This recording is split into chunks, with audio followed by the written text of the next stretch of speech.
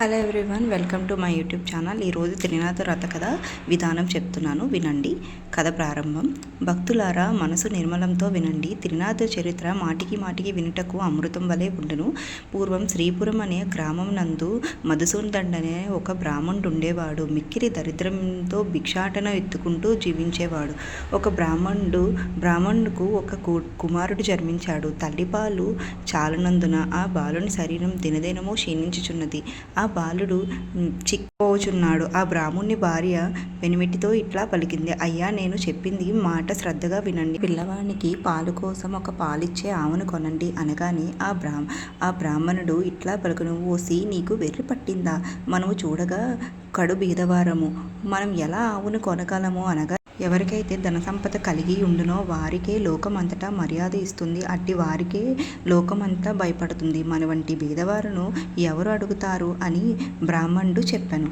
భార్య మిగులు దుఃఖంతో: ఓ బ్రహ్మదేవుడా, నీవు మా వంటి బీదవానికి ఈ బిడ్డను ఎందుకు ఇచ్చావో అని ఏమి తిని ఈ బిడ్డ బ్రతుకుతాడు? శిశుహత్య మాకు చుట్టుకుంటుంది అని దుఃఖపడుతూ పిల్లవాడిని ఘోష చూసి ఏమీ తోచక ఆ బ్రాహ్మణుడు చింతకాంతులై విచారించి మన ఇంట్లో ఉండిన కమలండం వద్దైన చిల్లర సామాగ్రిను అమ్మి 5 రూపాయలు తెస్తాడు. ఈ సొమ్మును తీసుకెళ్లి భార్య ఒక పాలిచ్చే ఆవును కొనమని చెప్తుంది. అట్లా భార్య చెప్పిన మాట ప్రకారం బ్రాహ్మణుడు 5 రూపాయలు పట్టుకొని గ్రామం తిరుగుతూ ధనవంతులు షావుకారు ఉండే ఒక గ్రామానికి వెళతాడు. ధనధాన్యాలు పరిపూర్ణమై కుబేరునితో ఆ షావుకారు సిరి సంపదలుగా తొలతూగుతున్నాడు.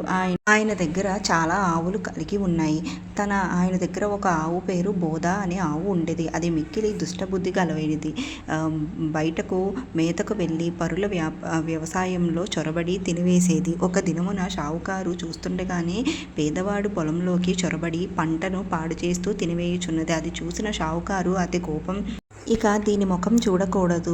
ఆవును ఇప్పుడే అమ్మవేస్తాను. ఇది 50 రూపాయలు అయినప్పటికీ నాకు మంజూరు లేదు. కాబట్టి ఇప్పుడు బేరం వచ్చినచో 5 రూపాయలకే ఇస్తాను అనేసరికి మధుసూదనుడు ఆ మాట విని షావుకారుతో ఇట్లా పలుకును: షావుకారు, వినండి. 50 రూపాయలు ఖరీదు గల ఆవును అయినప్పటికీ మీరు 5 రూపాయలకే ఇస్తానన్నారు కదా, నాకు ఇప్పించండి అనగా, ఓ బ్రాహ్మణుడా, నీకు వెర్రి పట్టిందా అని షావుకారు అనెను. అంత బ్రాహ్మణుడు: మీరు షావుకారులై ఉన్నా మీ మాట మీరు నిలుపుకోండి. మాట తప్పితే మీకు అసత్యవంతులు అవుతారు అని చెప్పాను. ఆ బ్రాహ్మణుడు మాట విని షావుకారు 5 రూపాయలకే బ్రాహ్మణునికి ఆవును దూడను ఇచ్చివేశాను. అది పట్టుకొని బ్రాహ్మణుడు వాళ్ళ ఇంటికి వెళ్ళగా ఆ సతీమణి ఆవుని చూసి ఎంతో సంతోషించి వెంటనే పాలు పితికి బిడ్డకి పాలు పట్టెను. ఇట్లా కొన్ని దినములు గడిచిన తర్వాత ఆవు ఎటుపోయిందో కనిపించకుండా పోయింది. సాయంత్రం వేళ అయినా ఆవు కనిపించలేదు. చూసి బ్రాహ్మణుడు వెతకపోయిన వీధుల్లోనూ సమీపంలో ఉన్న వ్యాపార భూముల్లోనూ చూచెను. ఆవు కనిపించలేదు. తెల్లవారుగానే నిద్ర మేల్కొని ఆవును వెతుకుటకై బయలుదేరి కొంత దూరం నడిచి వెళ్ళి తోటలో ఒక చెట్టు కింద కూర్చునెను. ఇది ఒక గొప్ప మర్రి చెట్టు. ఆ పైన 3 మనుషులు కూర్చొని వారు వరుసగా బ్రహ్మ, విష్ణు, మహేశ్వరులు వరై త్రిమూర్తులు. అటువంటి చెట్టు కింద బ్రాహ్మణుడు కూర్చొని అలసట తీర్చుకొని లేచిపోవుచుండగా బ్రహ్మ విష్ణువులు ఇట్లా పలికెను: ఓ విప్రుడా, నీ మనసును ఎందుకు దుఃఖంతో కలిగి ఉన్నది? నీవు ఎక్కడికి వెళ్తున్నావో ఆ సంగతి మాతో చెప్పు అనగా, బ్రాహ్మణుడు చేతులు జోడించి: అయ్యా, నేను ఒక కడు బీదవాణ్ణు, భిక్షం ఎత్తుకొని బ్రతికేవాణ్ణు. నాకు ఒక ఆవు ఉన్నది, అది కనిపించట్లేదు. ఈ దినము శ్రీపురము సంతు అగుచున్నది. ఆ సంతకు వెళ్ళి వెతుకుతాను. ఎవరైనా దొంగిలించినచో ఆ సంతకి వచ్చి అమ్ముదురు కదా అని పలుకు. శ్రీనాథ స్వాములు ఇట్లా పలికెను: నువ్వు ఎలాగో సంతకి వెళ్తున్నావు కనుక మా కోసం కొన్ని దినుసులు తీసుకురమ్ము అని చెప్పాను. అంతటా బ్రాహ్మణుడు ఏమి దినుసులు కావాలనో అడగగా, 1 పైసా ఆకు చెక్క, 1 పైసా నూనె, 1 పైసా చెమురు. అది విని బ్రాహ్మణుడు ఏమని చెప్తున్నాడంటే, ఓ త్రినాథులారా, నాకు పైసలు ఎక్కడి నుంచి దొరికెను? నేను బీదవాడిని కదా, భిక్షం ఎత్తుకొని జీవించినవాడిని కదా అనగా, త్రిమూర్తులు ఏమి చెప్తున్నారంటే, ఓ బ్రాహ్మణుడా, నీవు అక్కడ ఉన్న గావంచపోతలను పట్టుకొని అందులో 3 పైసలు ఉన్నవి అనగా 3 పైసలు తీసుకుంటాడు. ఇంకా ఉన్నాయేమో అని చెప్పేసి ఆ గావంచపోతను లాగగా, ఓ బ్రాహ్మణుడా, నీకు వెర్రి పట్టినదా? అక్కడ 3 పైసలు మాత్రమే ఉన్నాయి, ఇంకా లేవు అని స్వామివారు పలికెను. స్వామివారికి నమస్కరించి అక్కడి నుంచి బ్రాహ్మణుడు వెళ్ళిపోయాను. సంతకు వెళ్ళి ఒక పైసా ఆకు, చెక్క, గంజాయి తీసుకొని నూనె కోసం బజారుకెళ్ళి తెలకని వారి దగ్గరకు వెళ్ళి ఒక పైసా నూనె గావంచిలో పొయ్యమని అనగా అంతటి తెలకనివాడు ఈ బ్రాహ్మణుడు పిచ్చివాడు కాబోలు, నేను ఇవ్వను అని చెప్పేసి పంపించను. బ్రాహ్మణుడు అక్కడి నుండి వెళ్ళి ఒక ముసలి తెలకనివాడి దగ్గరికి నూనె అడిగెను. ఆ తెలకనివాడు ఈ బ్రాహ్మణుడు వికారి కాబోలు, వీణ్ణి మోసం చేసి పైసలు తీసుకుంటా అని ఆలోచించి కొలత పాత్రను తిరగవేసి నూనె కొలత వేసి ఇచ్చెను. విప్రుడు గావించిన అచట నుండి వెళ్ళిపోయాను. అంతే, తెలకనివాని కుండలో నూనె కొంచెం కొంచెం లేకుండా పోయింది. అది చూసి తనకనివాడు మూర్ఛపోయి తెలకని వాళ్ళందరూ పరిగెత్తుకుంటూ వచ్చి ముసలివాడిని ముఖంపై నీళ్లు చల్లి సేద తీర్చి కూర్చోబెట్టిరి.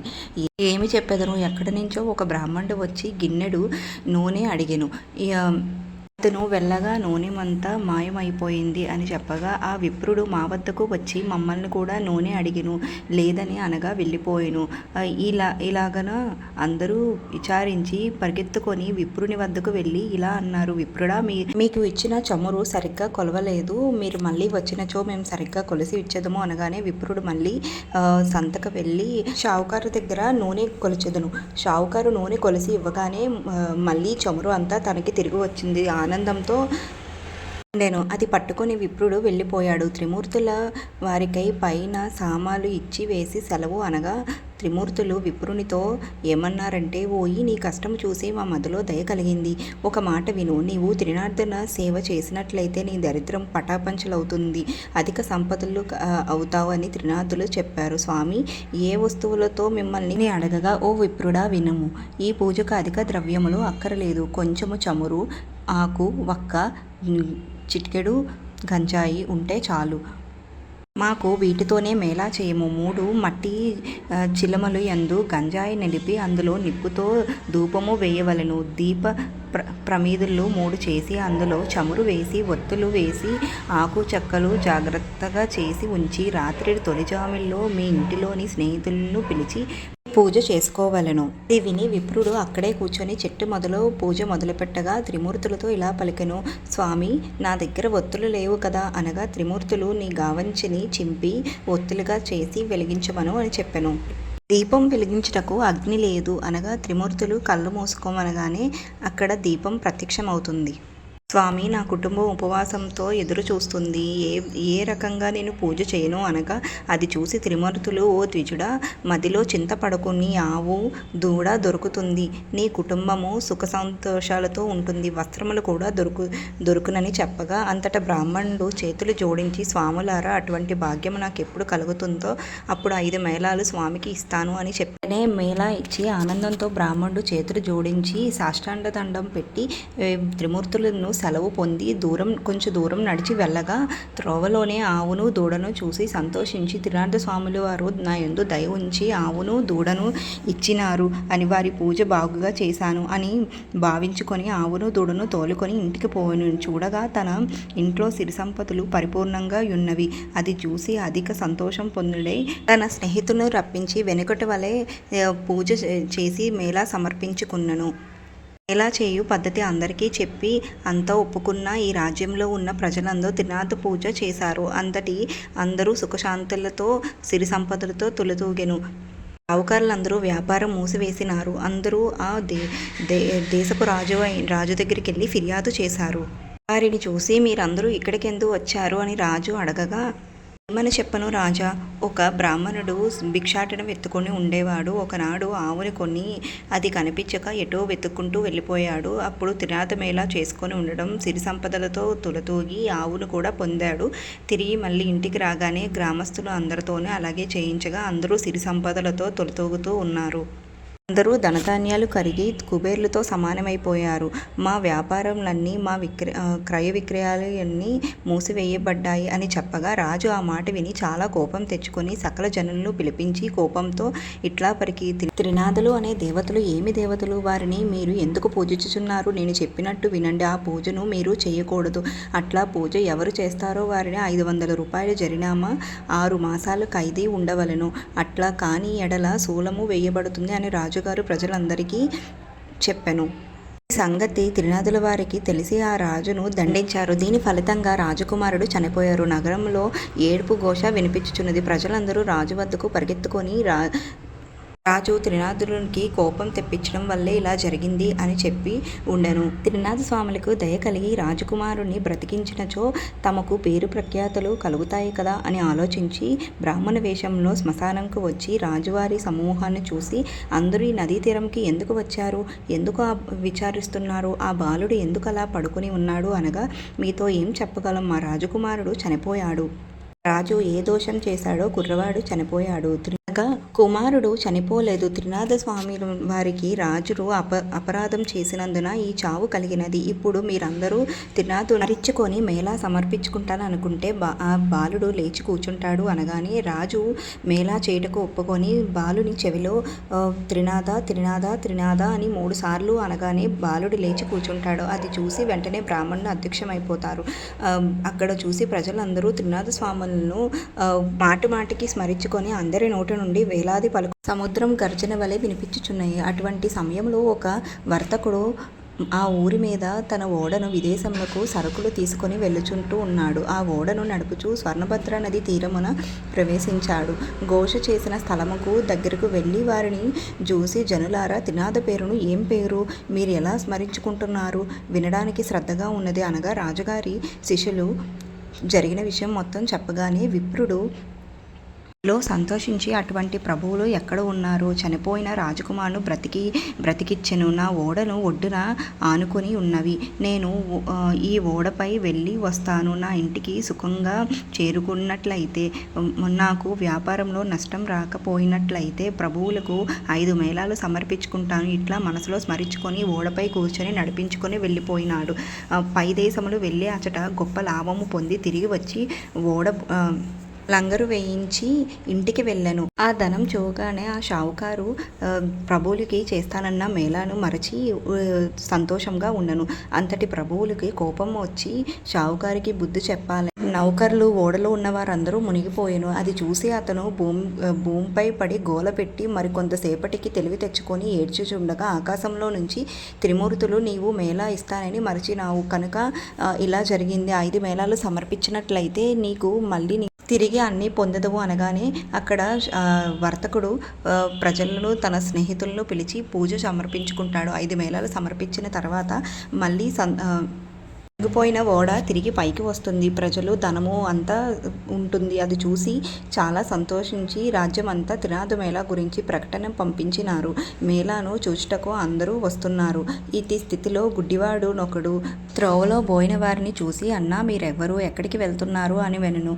మేళా చూచుటకు వెళ్తున్నాము అని. ఈ గుడ్డివాడు, స్వామివారి దయ నా మీద లేదు కాబోలు, అందుకే నాకు గుడ్డితనం వచ్చింది అనుకొని స్వామిని స్మరించుకుంటూ త్రినాథ త్రినాథ త్రినాథ అనగానే గుడ్డివానికి కొంచెం కళ్ళు కనిపిస్తూ ఉన్నాయి. కొంచెం మసగ్గా ఉంటుండగా ద్వారిలో వెళ్తుండగా ఒక కాలు సొట్టవాడు కనిపిస్తాడు. ఆ సొట్టవాడు కూడా ఎక్కడికి వెళ్తున్నావు అనగా త్రినాథ స్వామి మేళా కోసం చెప్పాడు. కాళ్ళు ఉన్నవి, నడవగలవు, నేను ఎలాగా నడవలేను, నీ భుజం మీద కూర్చోబెట్టి నెమ్మదిగా నడిచి వెళ్ళి నేను త్రోవ చెప్తాను, నిశ్చితంగా ఇద్దరూ మేళాకు చేరుకోవచ్చు అని సొట్టవాడు అన్నాడు. ఆ మాట విని గుడ్డివాడు సొట్టవాడిని భుజంపై కూర్చోబెట్టుకుని మెల్లగా నడిచిపోతూ ఉండగా, నేస్తం, నా నేత్రములు నిర్మలంగా కనిపించుచున్నవి అనగా సొట్టవాడు, అయ్యా, ఇప్పుడు నేను నడవగలను. ఈ విధంగా గుడ్డివాడు సొట్టవాడు కలిసి త్రినాథ మేళాకు దగ్గరకు ప్రవేశించినారు. ఆ మేళా జరుగు స్థలముకు నిత్యము ఒక వైష్ణవుడు వచ్చి ఉండెను. అతను త్రినాథ మేళా పూర్తి కాకుండానే లేచి వెళ్ళిపోదును. అది చూసి అక్కడ ఉన్న స్థానికులు వైష్ణవుడు రాగానే ఈసారి మేళాలో కూర్చోబెట్టకూడదని భావించి, వైష్ణవుడు రాగానే నువ్వు మేళా పూర్తి కాకుండానే వెళ్ళిపోతున్నావు కనుక నిన్ను కూర్చోబెట్టకూడదని మేము అనుకున్నాం అనగానే, అపరాధమును క్షమించండి, ఇక నుండి మేళా కాకుండా వెళ్ళను, నేను నికారంగా చెప్తున్నాను, నా గురువు ఇక్కడికి వచ్చినా సరే నేను వెళ్ళను అని చెప్పాను. గురువుగారు, శిష్యుడు ఎక్కడికి వెళ్ళినాడు, ఈ దినమున అగుపించట్లేదు మని వైష్ణవుని గురించి అతని తల్లిని అడగగా, అప్పుడు ఇలా చెప్పి, నేను మేళాకు వెళ్ళను అని చెప్పగానే, మేళా ఎవరిది అని అడగగా ఆ తల్లి త్రిమూర్తుని మేళా అని చెప్పగా, ఆ మాట విని గురువు అక్కడికి వెళ్ళి చూడగానే అంతా స్వాములు భక్తి శ్రద్ధలతో పూజిస్తున్నారు. అది చూసి గురువుగారుకు కోపముగా తిట్టి మేళా స్థలం సామగ్రిని కాళ్ళతో చిందరవందర చేసి తర్వాత వైష్ణవుని పట్టుకుని బరబర లాక్కొని పోతూ ఉండగా కొంత దూరం వెళ్ళగానే బోరున వర్షం కురిసింది. చీకటి కావడం వల్ల త్రోవ కనిపించలేదు. శిష్యులు చెల్లాచెదురయ్యారు. అతి కష్టం మీద గురువుగారు ఇంటికి చేరుకొని గురువు ఇంట్లో చూడగా అతని తల్లి గడప వద్ద కూర్చొని ఏడుస్తూ ఉన్నది. గురువు ఆశ్చర్యపడి లోనికి వెళ్ళి చూడగా అతని భార్య, కుమారుడు చనిపోయినారు. వారిని చూసి గురువు మూర్ఛపోయాడు. శిష్యుడు పట్టుకొని లేపి కూర్చోబెట్టి ముఖంపై నీళ్లు చల్లి, అయ్యా, తమరు త్రినాథ స్వాములకి అపరాధులు త్రినాథ మేళ పాడు చేశారు. అందువల్లే మీకు ఇలా ప్రతిఫలం. మీరు నిష్ఠతో స్వామివారి మేళ చేసిన ఎడల మీ భార్య, కుమారులు బ్రతుకుతారని శిష్యుడు అనగానే ఆ మాట విని గురువు 5 మేళాలకు ఒప్పుకొని వెంటనే భార్య, కుమారులు లేచి కూర్చున్నారు. త్రినాథ మేళ పాడు చేసినందుకు తగిన శిక్ష దొరికింది. నేను మూర్ఖుడను. ప్రభువుల వారి మహిమ తెలియక నేను ఈ అపరాధం చేశాను అని ప్రభువుల వారిని క్షమాపణ అడిగి మేళకు కావలసిన పదార్థములు అన్నీ తెచ్చుకొని అందరితో కలిసి మేళ సమర్పించను. నూనె కాలడం చెల్లినది. ప్రభువుల వారి పూజ కావచ్చినది. ఆకు, వక్కలు, గంజాయ అందరూ పంచుకొని సేవించి సుఖమును అనుభవించారు. Please like and subscribe, hit the bell icon. Thank you.